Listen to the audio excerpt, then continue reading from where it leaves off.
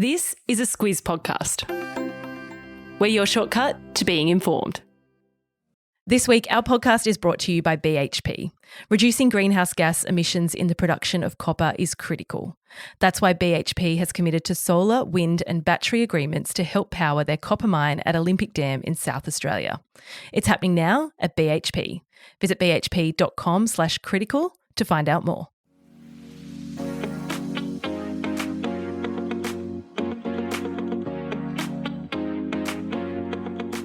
Weekly Wrap is the week in news and what's coming up. I'm Kate Watson. And I'm Larissa Moore. She's back again. Talk us through the news, Larissa. So the most searched story of the week, therefore one of the biggest, was the Met-Gala. So I get to talk about that 2 weeks in a row. Makes me very happy. How about it? We will then get into the death of those two Australian brothers in Mexico.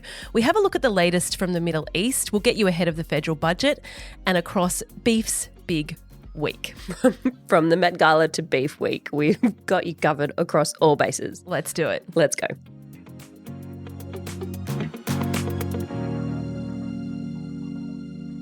All right, most clicked link out of the Squiz Today newsletter this week, though, wasn't a Met-Gala gallery, which is surprising.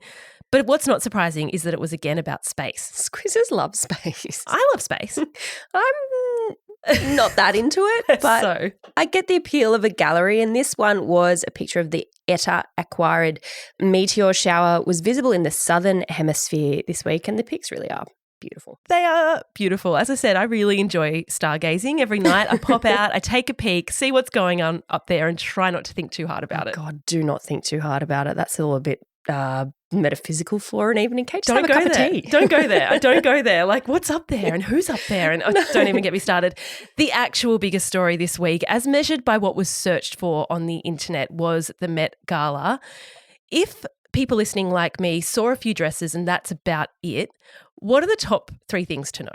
Look, lots of chatter about the theme versus the dress code. The theme of this year's exhibition was Sleeping Beauty's Reawakening Fashion. The dress code was the Garden of Time, which was all about drawing inspiration from a short story by an author called J.G. Ballard. Lots of commentary on how well people stuck to the theme. Overall, though, lots of flowers, lots of archival pieces, reawakening fashion. I didn't realise there was sort of the theme and then the dress code. I didn't either. Okay. Is that normal? I'm not sure. Okay. Well, I heard at the Garden of Time, I saw a lot of floral. I heard a bit of commentary saying it was a bit meh, like people didn't really go over the top and it wasn't that crazy. I think Siobhan on our very own Squiz Today podcast said she was disappointed. I thought the outfits were fabulous. My first impression was there was lots of beige, but then once you sort of get into the red carpet galleries and start looking at them, some incredible, incredible pieces. Zendaya had 3 outfit changes, so she had 3 cracks at getting it right. She always looks pretty incredible. I loved the singer Tyler, who I'd never heard of before. But Tyler. Tyler. Okay. Yep. She was in that sand. It looked like she was just sculpted out of sand. I saw her trying to get up the stairs. That's the funny part. She had to literally be lifted up step by step by a bunch of guys, and there are 60 steps at the Met Gala. So my question to you was, why do they make them walk upstairs? But I'm sure it's all part of the theatrics of it. Tell me what happens once they get off the red carpet. They go inside to see the exhibition. So apparently it's pretty dark in there. No one really gets a good look at what everyone else is wearing until they see the pics come in later. There's also a dinner. How much everyone eats, I don't know. Ariana Grande performed. So it's a whole thing. Okay. Love to see all the pics. I mean, Met Gala for me is one of my favourite days. Love to see all the galleries come out. Lots of talk this year about some big names not attending. No Beyonce. Yeah, no Beyonce. No Rihanna. No Rihanna. No Taylor Swift. No Blake Lively. No Katy Perry, though AI did try to make up for it. So this is the third thing to know. If you saw a picture doing the rounds of Katy Perry at the Met Gala, she actually wasn't there. She was not there. It was a deep fake. Even her mum got fooled. She sent her a text saying, "Oh, you look beautiful. I didn't know you were at the Met." And she's like, "I'm not. That image isn't real." But it just goes to show how quickly some of these deep fake pics can go viral. Has Katy Perry said anything about that? Not in a deep fake way, just that it wasn't real. Interestingly, there's a little marker on her Instagram. She posted about it saying that this image has been altered. So Yeah, Beware. there you go. You've got to be careful about what you're looking for and whether it's real or not. Imagine your mum not knowing whether you went to the Met Gala or I not. know. Like, that's a level of fame I just can't imagine. No. That's kind of the wrap on the Met Gala. The other little bit of entertainment news that'll be doing the rounds this weekend, it's important to mention, is that Justin Bieber and Hailey Bieber have announced they're having a baby. Baby Bieber. Getting lots and lots of social media run this morning. Yeah. Congrats to them. We don't tend to sort of do a lot on entertainment and pop culture on this podcast, but these are all things that were big news and will be big news across the weekend. So in the aim of getting you across the things that you'll see, there's that news as well. Let's move on. 3 other big stories from this week, Larissa, starting with the murders of Aussies Callum and Jake Robinson in Mexico. Yeah, they're 2 brothers from Perth who were travelling with an American friend, Carter Road. They were camping in an area that's known for its surf tourism, but also for cartel and drug violence. Having said that, we saw a lot this week of locals and especially local surfers from that area really desperate to show how shocked they were at what had happened and how sorry they were. To see that had happened. What actually did happen? It's still being debated. They were reported missing by their family on the 27th of April. Last weekend, Mexican authorities found their bodies down a well. We know they were shot. We know their bodies were then taken to that well. Initially, Mexican authorities said they thought it was a robbery gone wrong, so more an opportunistic crime than anything else, but there are questions about that. Yeah, it is an area that's known for its drug trafficking. Like I said, it's a cartel area. There also was a 4th body found down that well. At the moment, it seems unconnected, but it does open up more questions as to what might have been going on in that area where they were camping. As it stands at the moment, though, 3 Mexican nationals have been charged in relation to the deaths. Lots of tributes for these 2 Aussie men. Jake, a doctor, was about to begin the next phase of his medical training at a hospital in Geelong. His big brother Callum was a former professional lacrosse player. He was working in California's tech industry. As for Jake and Callum's parents, they travelled to Mexico. They've asked for people, and this is their quote, live bigger, shine brighter, and love harder in their memory. All right, news now. If you were perusing the week, lots on Israel and Hamas, you would have heard a lot about the Rafah crossing this week. That's the main entry point for aid going into Gaza. And this week, Israel took control of the Gaza side of the crossing. Bit going on here, as always, with this story. Things to know about this. Rafah, the city, is the last remaining Hamas stronghold in Gaza. So Israel has been invading from the north in an effort to eliminate Hamas. Rafah is in the south. Right now, there are 1.4 million Palestinians there. Yeah, for weeks now there's been this will they, won't they as to whether Israel would launch a ground offensive. So a ground offensive is military action via land. So whether they'd launch this offensive on Rafah. What we saw earlier this week is Israel advised people to leave the area. As you said, there's 1.4 million Palestinians in that area. This all suggests that it's building up to something. Something really contentious, actually. Yeah. We know Israel is under a lot of international pressure to keep the impact on civilian populations down. We also know Israel's objective is to eliminate Hamas and return the remaining 90 hostages home. It says it can't do that without taking Rafah, but we have many, many nations, including Australia, saying don't do it. Our Foreign Minister, Penny Wong, in a statement said, Australia, the G7 and so many countries have called on the Netanyahu government to change course. You're probably thinking, where's the US on this? Joe Biden made clear this week if Israel goes into these areas where civilians are, they would hold up the supply of weapons. They want assurance that civilian populations won't be impacted. So there seems, Larissa, to be broad consensus that any ground offensive in Gaza would mean more civilian deaths and make Israel an international pariah in more ways than it already is.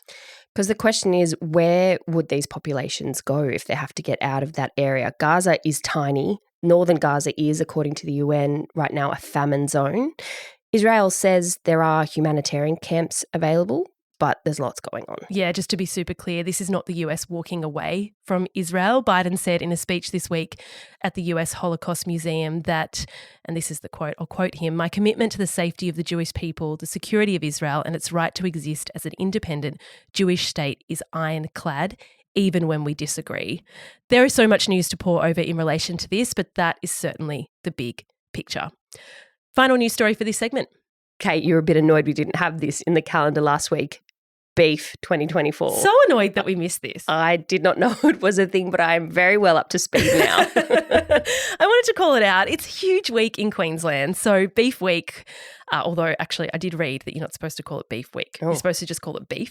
Beef. If you're sort of in the know. Beef. I don't know how accurate that is. Anyone who was there, and I'm sure there are lots of people listening who know a lot more about Beef Week than me or beef than me, can tell me if I'm right or wrong, is a really big deal, as I said, in Queensland. It happens in Rockhampton every 3 years. It's massive. 115,000 people head to Beef. There's everything, Larissa, from bars to high teas, celebrity chefs, there's music, there's entertainment, cattle comps, fashion, there's beef TV, in fact. Yeah, it's epic. And it is like a moth to a flame for politicians. It really is. And I must confess that the reason I have been to Beef before in my past is when I worked for a politician. Prime Minister Anthony Albanese was there, Peter Dutton was there, state pollies were there, the Queensland Premier, they all went along. Our Prime Minister announced a drought fund for farmers as part of the budget at that event. Reading some of the analysis from journos who went with him to Beef, there's still a lot of people cranky about the Labor government's 2011 decision to shut down the live export industry. So that's still a thing. And a bit of tension around the energy transition, wind farms, yay or nay, for example. Lots going on, but did you have fun when you went? I had a great time. It's a really, really fantastic event, and it is this sort of mash of, you know, a great piece of entertainment for a lot of people, cattle comps, you know, the industry coming together, but also a lot of politics involved for Queensland. So there's sort of two parts to it that I find fascinating. Yeah. Before we get into what might be in the news next week, a message from our podcast advertiser, BHP. This week, they're keen to share with Squizzes how the resources they mine are key to the energy transition to renewable energy. Yeah, we often hear about the push towards renewable energy, but what doesn't get as much attention is the role resources play in making that transition possible. Take steel, for instance. It's a key material used in the construction of renewable energy infrastructure, as well as in bridges, transportation, hospitals and schools. And a big part of it comes from iron ore. BHP says the importance of responsibly produced Australian iron ore is clear. And by that, they mean reducing the greenhouse gas emissions associated with iron ore production. It's why BHP has committed to a solar and battery agreement to help power their port facilities at Port Hedland. It's happening now at BHP, and if you want to learn more, visit bhp.com/critical. You'll find that link in your episode notes. Coming up next week, tomorrow is Mother's Day. Happy Mother's Day to my mum, to your mum, to you, Larissa. Oh, thanks. Same back at you. I heard Alice and Siobhan on the Squiz Today podcast yesterday say that what mothers of young children want is time, and I have to agree. Yeah. Time by myself. I'd like a little lie-in. I'd like a coffee brought to me in bed. I'd like to be left alone for a little bit. That's all. Well, we are actually leaving our kids Yeah, on Mother's Day. that's true. You and I are going to a lunch with Annabelle Hickson from Galah magazine, hosted by Bookachino, a really fantastic bookshop that we love. They do so much more than just books. They do events. We'll be eating great food, Larissa. We'll be drinking great wine. We'll be talking about books. What could be better? A little sunshine would be nice. It's been blinking cold and rainy here. It will be rainy, I'm sorry to tell you, but it will be cozy. And of course, Mother's Day is a little bit of a difficult day for some people as well. Yeah. So just acknowledging that. On Monday, Aussie Fashion Week kicks off in Melbourne. And then on Tuesday, budget. Budget News Club this week was Claire's interview with James Chessel on how the budget is pulled together. We've had a ton of great feedback on that, lots of people sharing it. So if you haven't listened, make sure you catch up. If you've got people who want to know the inner workings of media, of the government, of how the budget sausage is made, send it on to them. Have a listen ahead of Tuesday. You'll be all prepped and ready for seeing how some of the stories around the budget sort of come together and what we end up reading and then what ends up being announced, etc. But Kate, obviously we want to know what we'll get in the budget. We know a little bit. We know a little bit already. Stage 3 tax cuts have already been announced. That's tax cuts for the majority of the working population. They'll come into effect from July. Defence, we know they've announced that $50 billion extra for defence spending over the next decade. This week, the Minister for Education, Jason Clare, also announced the government will be wiping around $3 billion in student debt. I reckon this one takes a little bit of explaining. Yeah, it's a little technical. Essentially, though, it's going to be done by capping the interest rate on government student loans to the lower out of the Consumer Price Index or Wage Price Index, and that's going to be backdated to last year. That's a little bit of a mouthful. I'm sure if Claire was here, she'd explain it a bit better. I don't know. I think you've done a really good job there. I mean, especially for those who it applies to, I think you'll be able to apply that. Yeah. If that's the right way to put it. They also announced that they're going to be paying student teachers, nurses and social workers during their compulsory work placements. I know a lot of people were really pleased about this announcement. And we spoke about this one last week, an additional $925 million over 5 years to establish the Leaving Violence program. There's also a number of projects under the Future Made in Australia policy, including that $1 billion. We talked about that last week for Psi Quantum, that quantum computer that's going to do amazing things. Nearly $2 billion has been earmarked for road and transport projects in Western Sydney. Lots of numbers, of course, it's the budget, but the word analysts are talking about is surplus. And don't they love that word if they can attach it to the budget. Last year's budget was a surplus. Jim Chalmers says he's aiming for another one this time. We'll find out on Tuesday. If they do pull it off, that is going to be the first back-to-back budget surplus since the Howard Costello years. For News Club this week, we polled squizzers on the question, is the federal budget a news event you dive deeply into each year? It was actually such an even split between yes, no, and only as it applies to me personally and professionally. Literally 33, 33, 33.3 repeater or whatever it is. So, more numbers. A real cross section. Yeah. One squizzer said, and I reckon this sums it up quite well for a lot of people, I only ever read the summaries that are put together by the wonderful journos. I want to know what's in it for me, but not the minutiae that has no immediate bearing on my life. I realise it's an important piece of government work, but it's pretty boring if you're not into money matters. Sums it up. That's fair. I reckon this person, and this will be our final comment that we'll read out, but I reckon they are either mates with Claire or would be mates with Claire. They said, I know it's dorky, but I love getting into the detail of the budget and the theatre of it all. And again, a plug for that interview because that is what that's about. Budget bingo, the words we can expect, how it's all pulled together and how it then is presented to you, the voter, at the end of the day. Let's leave the budget there. Also on Tuesday, Queen Mary and King Frederick, 20 years since they were married. They've been up to a fair bit. They made it to King and Queen 4 months ago. That's true. That's something. That's an achievement. This week, Mary actually admitted to feeling a little overwhelmed by her new role. I reckon that's pretty understandable. They're about to head off on their first state visits. So there you go. To celebrate. Yeah, I don't know. Maybe they're having a nice dinner or something. Do King and Queen things. There you go.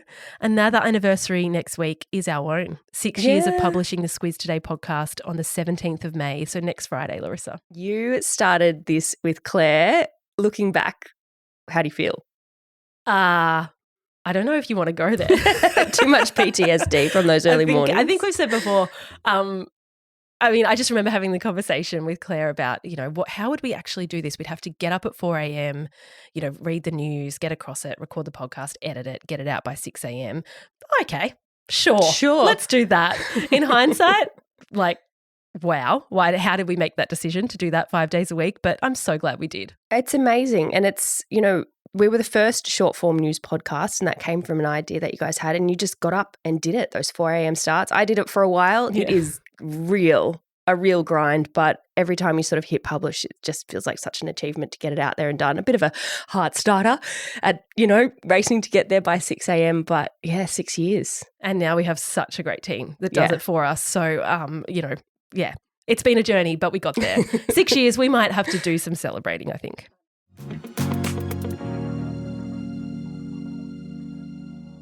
Squiz recommends this week, from me, it's niche. But this budget announcement about HECS debt, it really affects a lot of people that listen to the Squiz Today podcast and who listen to Weekly Wrap. I know that because we did a podcast episode with NGS Super last year all about HECS. It was the most listened to episode of that series. It feels like a good time to resurface it. So a link to that is in your episode notes. Bubble that one up again. It was a good ep. I don't know if it's niche, but I'm taking advantage of the fact that Claire's away to put this recommendation in because her views on soups are well known, but she doesn't think soup is a food. I think soup is delicious. I'm somewhere closer to where Claire is, but not completely anti. It's like If anyone cares. No one cares about that. Move on. I'll move on to what the actual soup is. So it has been cold and rainy in Sydney. I love a soup. I saw one going around. I think it was Michelle from Shameless podcast posted about this tomato soup. Then everyone started making it. I decided to give it a go. It's very delicious. There's a swirl of honey in there. Not too hard to make. So I'll pop that link in your episode notes and enjoy. I have seen that on my social feeds. Yeah. Is it about the honey? Is that like the special ingredient? Honey and like there's half and half, which is just cream and milk. It's an American recipe. It's from New York Times Cooking, but There you go. Strong recommend. I feel like that one will be well taken up. As I said, a link to all of those in your episode notes. For me, I just want to do a quick shout out to the shortcut that the Squiz team put out this week on nuclear power. I think I was someone that requested it because it's something that comes up a lot and I just wanted a background on it. What is it? How it works? Why is it an issue? Where's Australia stand on it? So it's a really good one to have a listen to. Go to the Squiz Today podcast feed to search for that one. It's something that I reckon we'll be hearing a lot about over the coming months. That was written by another Larissa that has joined the team. So a shout out to the person we call Morning Larissa, who in the context of how we pull all of this together at the Squiz is really important because she's now our morning editor. She gets up every morning, checks the news, makes sure everything that we've put forward is accurate, current, and does the morning slog in the way that we used to have to do it. So shout out to Larissa on writing your first shortcut, and Alice and Siobhan obviously recorded that one and did a great job. I agree. A topic that I found really inaccessible and they have made it accessible, which is what we try to do here. Finally, Claire's back next week, Larissa, but I reckon we need to have a chat about getting you on a bit more regularly. I really enjoyed dusting off my podcasting chops. So yeah, Claire, watch out. Or you could take a holiday. Now maybe I'll have a couple of weeks off. Thank you for listening to this episode of Weekly Wrap. Next week, News Club is going to be about the issue of youth crime and young men. So stay tuned for a little bit more detail on that early in the week.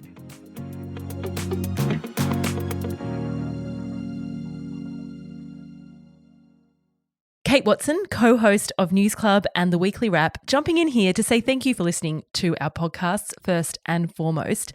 And if you like them, we'd really appreciate it if you could share them. Tell your mates about us. Tell your family. Tell your barista. Tell your hairdresser. Whoever you think might be interested in the news that we cover. You telling people about us is still the number one way we grow. Thanks in advance.